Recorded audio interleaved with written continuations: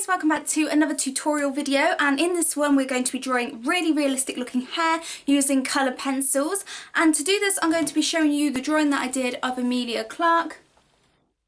In the first part I focus on how to draw the face, but in this one we're going to be focusing on all the techniques you need to draw realistic hair. So anyway, let's get started.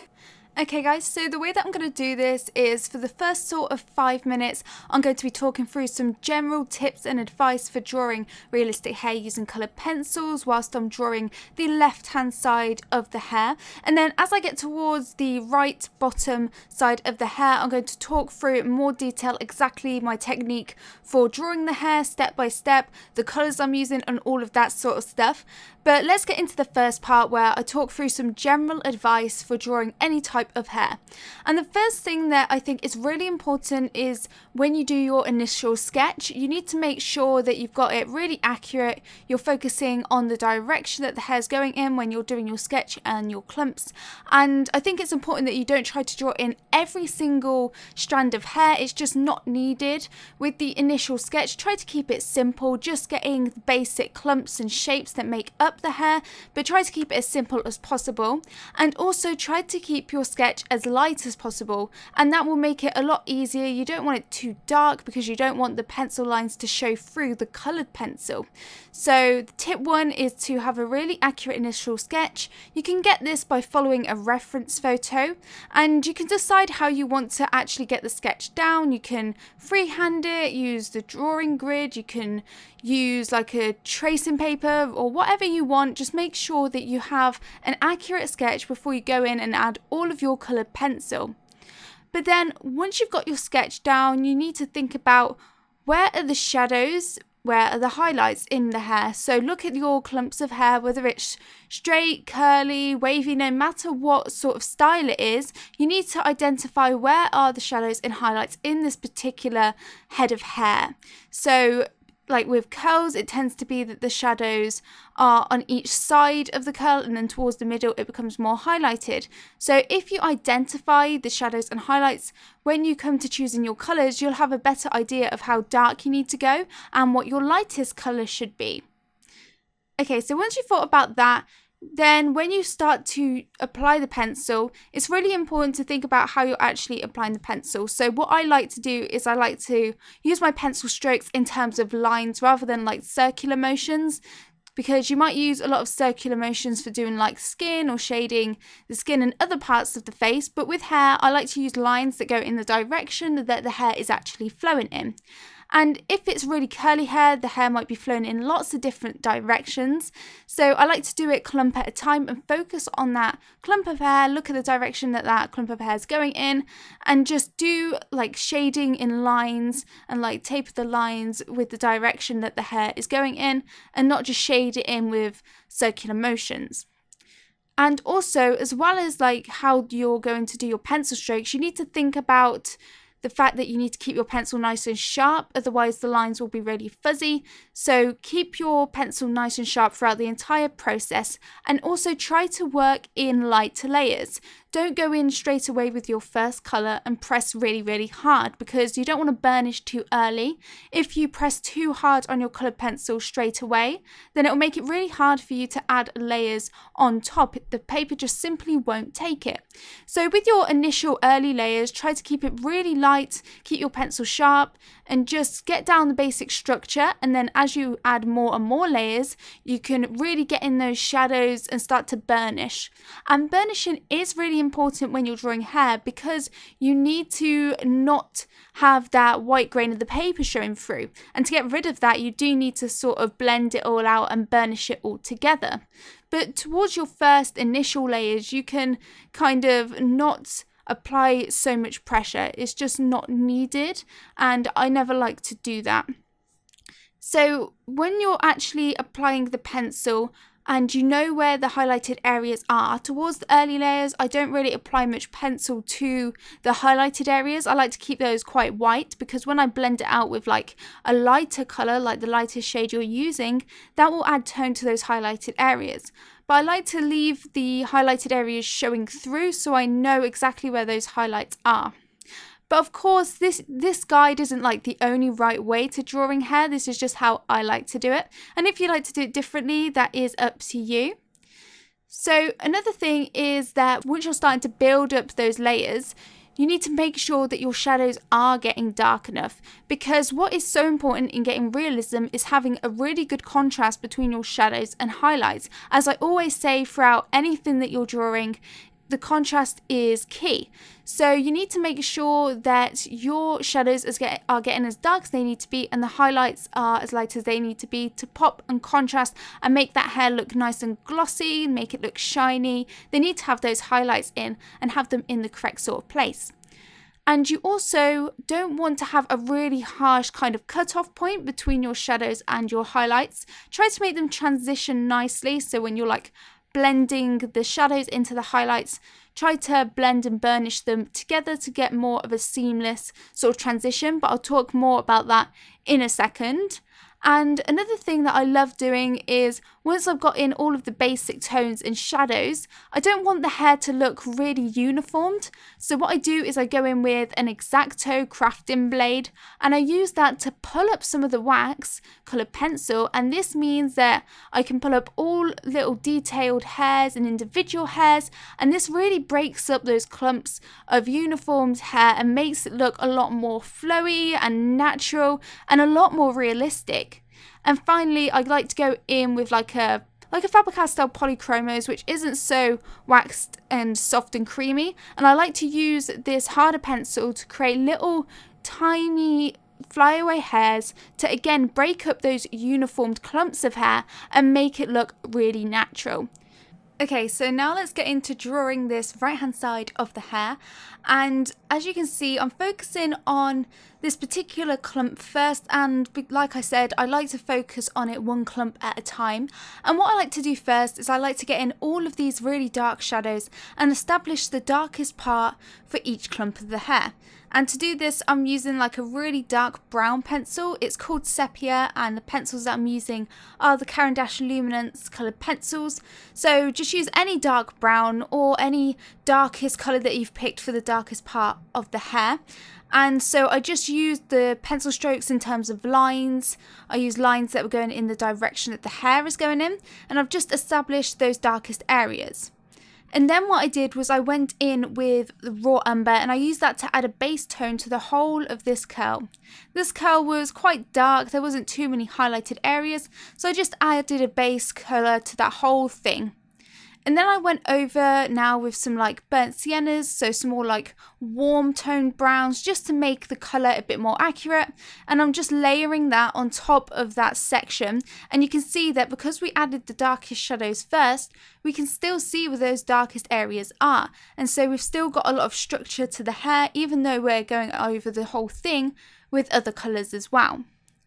So now I'm adding even more shadow to the darkest parts. I really want to make sure those shadows are as dark as they need to be. So I'm going in again with that sepia just to really darken up those areas. And so I've added the shadowed colours, I've added the different kind of hues to make the colour accurate, and then I just went in with a much lighter colour just to pull up some of those more lighter highlighted strands. But you can see it looks quite uniformed at the moment, but we will fix that by adding lots of little flyaway hairs and pulling up detailed hairs with the crafting knife. And so I'm just repeating the same process for this bit of hair up here. So I like to add the sepia, which is dark brown, for the shadows, and you can see that I'm going in the lines in the direction that the hair is going in, and I like to use that raw umber as a base. So I do recommend you pick the darkest colour that you want to use, a base tone that fits well for like the highlights and the midtones, and then a highlighted colour to like pull up those highlights and blend it together, and then you can pick some of the colours to like make the colour more accurate to your reference photo. So now let's go in and fill in some more clumps of the hair. Back in again with that sepia, and I'm just looking at the reference photo and I'm pulling out the darkest parts. I'm not pressing too hard, I'm not applying too much pressure because I know that I'm going to be adding lots more layers on top of this. So I'm just applying a firm amount of pressure, not too much. I don't want to burnish it in. I still want to allow the paper to have enough tooth to grip onto some more layers. So I like to take it slow. Coloured pencil isn't something you can rush. Just take your time with this and be really, really patient. And just keep building up these layers until you get it as dark as you need it to be. I only really like to apply black in the really darkest areas near where like her neck and like the side of her face was. That's the only part where it got really, really dark. Otherwise, I like to keep it with natural tones like the browns, or glaze like brown tones over the black if you do want to use black. So this area here was quite dark, so I'm just still building up those sepia tones, and I'm even filling in some of the like rest of the midtones with a dark brown because there wasn't too much light areas. But we are going to pull up a lot of lighter areas with the crafting knife because it just pulls up all of that wax pigment and kind of shows you the lighter layers underneath because it's scraping off that coloured pencil. And now I'm just going in with more pressure because we're doing more and more layers, going in with that burnt sienna, which is that warm toned brown, just to add a bit of life to the hair, make it look even more sort of realistic by adding that warmth. Like some parts of the hair had more like orange tones to them, some were more red tones. So I wanted to add variation in the hair to make it look nice and natural. Like hair isn't just one tone, it has lots of different hues and kind of like highlights in it and stuff like that. And so I added a bit of the lighter colour there just to lighten up any areas that are slightly more highlighted. And now I'm just going in with another brown just to fill in all of the white grain. If you have any like white grain of the paper showing through, just go in even harder with the pencil and this will blend the pigment out so that you don't have any gaps showing through. And I'm also just adding some of the like thicker clumps of flyaway hairs. Like I'm going to do really fine individual hairs, but there were some like more intense clumps of flyaway hairs around like the main shapes of the hair, main parts of the hair. Another thing is that I don't like to wipe away bits of coloured pencil with my hand because this will mean that you're likely to smudge it and you don't really want to smudge your coloured pencil work. So I like to go in with just like a big fluffy brush just to wipe away any bits of coloured pencil. But now what I'm doing is I'm going in with a colour called Brown Ochre 10%. It's just like a very light, creamy brown tone, very light colour. And I'm just using this to pull up some of those highlighted strands and just indicate where these lighter areas are. But a problem that I had was that because some of the areas had black on it, like I said, I used the black towards the neck and the cheek part. When I added this lighter colour over the top, I got more of a blue hue.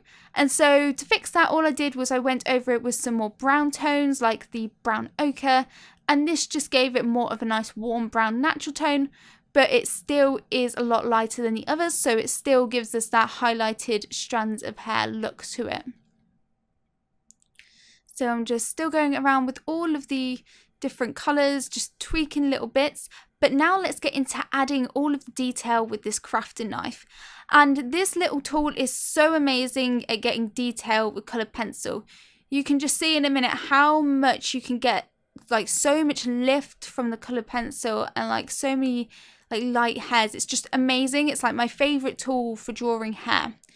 But it does take quite a bit of practice because if you go at the wrong sort of angle, you can very easily tear your paper, and I don't want you guys to do that. So I really recommend using this on like a scrap piece of paper. Just lay down some coloured pencil and then try it from different angles and see what works best for you. You don't want to be digging your like crafting knife into the paper, you just want to be like sweeping it over so it's like scraping it away.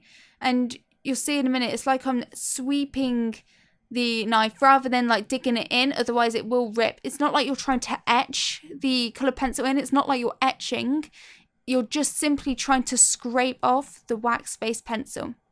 Like I'm doing now, I'm just sweeping that knife over and you can just see it lifts off all of those like waxy coloured pencil areas. And one thing that's great about this is you can use it to go over like multiple clumps of hair. So like if you have a flyaway hair that spans like the entire part of the hair, you can just do that, and it will make everything look so much more natural because it's like overlapping all of these different clumps of hair. You've got more depth, you've got lots of layers going on. It just really adds a level of realism to your hair, because it can be very difficult to create lots of detail with colored pencil, to get like those colored pencils so sharp that you can get that tiny detail, but with this you can just get it so easily. And what's great is this little tool is like really cheap. I'll link to it in the description of where you can get it. I got mine off Amazon, so it was only like a couple of pounds, and it is like a game changer. And another thing is that once you've lifted up the colour pencil, you can go back in and you can like add coloured pencil over the top of it. So you can also use it as a way to lift the coloured pencil, and then you can go back over it with more coloured pencil if you want to, as long as you don't rip the paper. So I like to do that quite a bit. It takes a while, but I just want to make sure that everywhere looks natural. I don't want any clumps of hair to look too uniformed. So you can add lots of these. I kind of make it like different sort of thicknesses. Depending on which part of the knife you use, you can get thicker strands, thinner strands, and all of that sort of stuff. So it's really good. Going over with that fluffy brush again, just to wipe away all of the little bits of colored pencil that this knife is scraping off, so that I can see everything clearly. And what we're going to be doing finally is adding some flyaway hairs with this brown pencil in a minute. But I'm just going to make some adjustments, darken up some shadows. I might spot things that I need to tweak, and I just go ahead and do that. But the basics are that I like to block down my shadows first in the direction that they're going in. I then like to add like the base tones and all the different colours and apply more pressure as I do so. Maybe use some light colours like a white or a cream to lift off the highlighted areas, and then go in with a knife to just completely add all of these flyaway hairs to really break everything up. But now I'm going in with a sharp Faber-Castell Polychromos pencil, and I'm using this to add some flyaway hairs. I'm changing like my pressure so that I can get some really light faint ones, and then some more like harsh ones, so that it looks like some are more set back and some are more like to the front, just to get that sort of depth in there. So that is how I drew this hair. If that was too fast for you, then I've got the full real-time version of this, complete with voiceover, so that you can follow along with me on my Patreon. The link is in the description, so that you can follow along with me every step of the way in real time. Anyway guys, that is it for this tutorial. I really hope you enjoyed it, and if you did, why not give it a thumbs up and subscribe for future tutorials. But if you want to see even more coloured pencil tutorials right now, then I've got some over there that you can check out. But I'll see you guys next time. Bye everybody!